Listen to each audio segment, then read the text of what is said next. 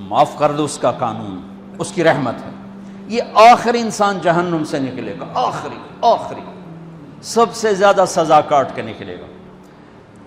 جب وہ جنت کے دروازے پر اللہ تعالیٰ اس کو نا اوپر لائیں گے، یہاں ایسے آ جائے گا، یہ پیچھے کمر کو آگ لگ رہی ہے اور یہ آزاد ہو گیا ہے۔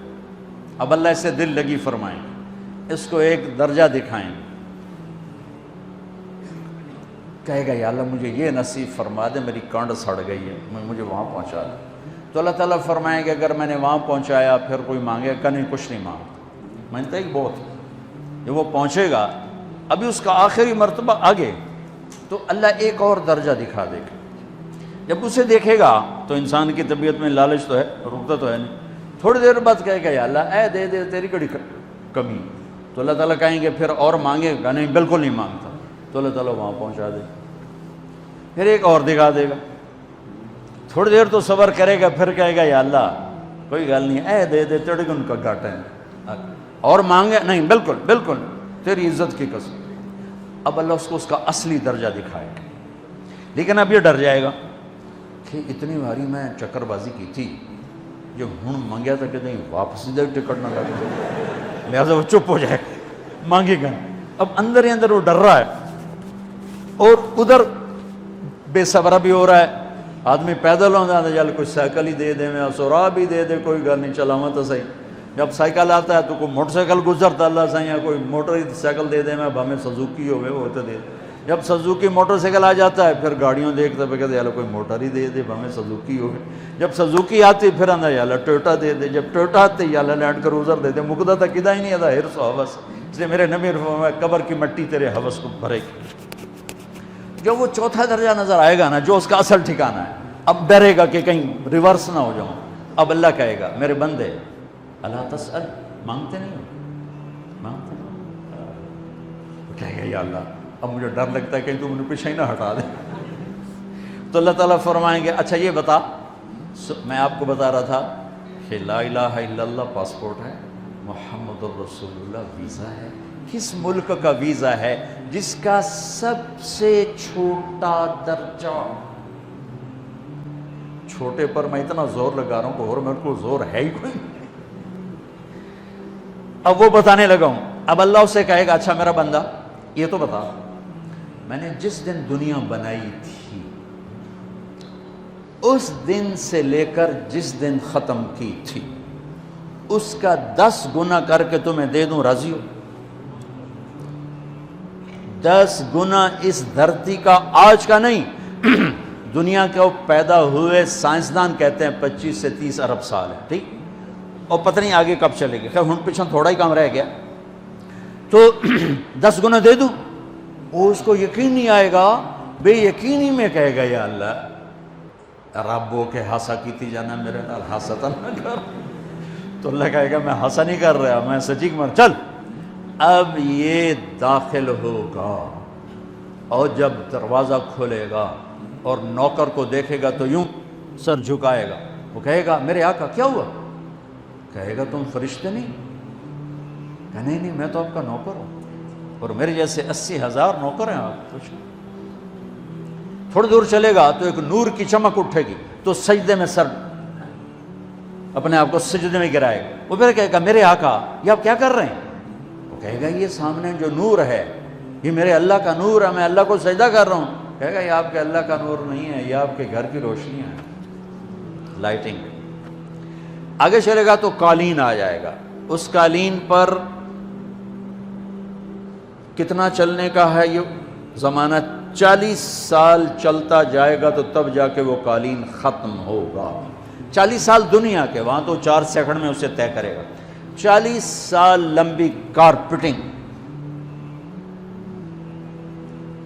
نوابہ بہاولپور نے انڈیا سے بزرگ کو بلوایا تھا تو ان کے لیے کارپیٹنگ کی تھی، اسٹیشن سے لے کر محل تک، تو سارے ہندوستان میں غلغلہ مچ گیا، شور مچ گیا کہ نوابہ بہاولپور نے اتنا 4 میل لمبا قالین بچھا دیا۔ ادنا جو سب سے آخری لتر کھا کے جنت میں جائے گا اس کی کارپیٹنگ 40 سال، آگے 80,000 نوکر میں میں آیا ہوں تو یہ پھول لے کے کھڑے ہوئے تھے، وہ سارے پھول لے کے کھڑے ہوں گے اور کہیں گے اما آن لسیدنا ان نزورہ، ارے ہمارے آقا سارے جنتی جنت میں چلے گئے، آپ کدھر رہ گئے؟ ہم تو حضرت سکنے پہ گئے۔ وہ کہ شکر کرو میں آ گیا جب میں نے بڑے لتر پہ بڑی دلائی ہوئی جے میری، تو انہوں کیا پتا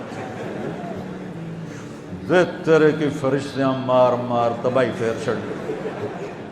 80,000 نوکر، کوئی تنخواہ ان کے ذمہ نہیں، سب اللہ پہ پوری کرے گا، کھلانا پلانا سب اللہ کے ذمہ، پہنانا سب اللہ کے ذمہ۔ ہاں تمہیں پتہ جنت میں قد کیا ہے؟ 130 فٹ، 130 فٹ۔ آدم علیہ السلام کو اللہ نے 130 فٹ کی ہائٹ پہ بنایا تھا، ہماری اماں جان بھی 130 فٹ کی تھی۔ یہ بات تو شاید آپ سب کو پتہ ہے کہ یوسف علیہ السلام دنیا میں سب سے خوبصورت مرد آئے، یہ بات شاید بہت سوں کو پتہ نہ ہو کہ اس کائنات کی سب سے خوبصورت عورت حضرت حوا ہے۔ حضرت حوا سب سے حسین عورت، وہ بھی 130 فٹ کی تھی۔ جب جنت میں جائیں گے تو اللہ کے فضل سے اس قد کے ساتھ نہیں جائیں گے، یہ تو قد ایڈا سارا ہے، اور جنت کی حور 130 فٹ، تم کیا 5.5 فٹ، تو وہ جج پا کے بندے ہوتے۔ اب وہ 130 فٹ ہائٹ ہو اور ڈاکٹر یوسف 5.5 فٹ دا اندر گیا تو وہ جچی گم ہو جاؤنا، ہو سکتا ہے میرا ہسبینڈ گیا کہ دیکھا بے پاسے سجے پاسے جولی ہے جو مغرور۔ تو 80,000 نوکر کہیں گے کہاں رہ گئے؟ وہ کہے گا شکر کرو میں آ ہی گیا جائے۔ پھر جب یہ میدان میں اس کو بٹھائیں گے، 80,000، ایک ہاتھ میں برتن ایک ہاتھ میں پیالہ، 80,000 ڈرنکس اور 80,000 کھانے۔ یہ کھائے گا پخانا نہیں، پیے گا پیشاب نہیں، کھائے گا لذت میں کمی نہیں، پیے گا لذت میں کمی نہیں۔ کھانے کا نظام الگ ہے، پینے کا نظام الگ ہے۔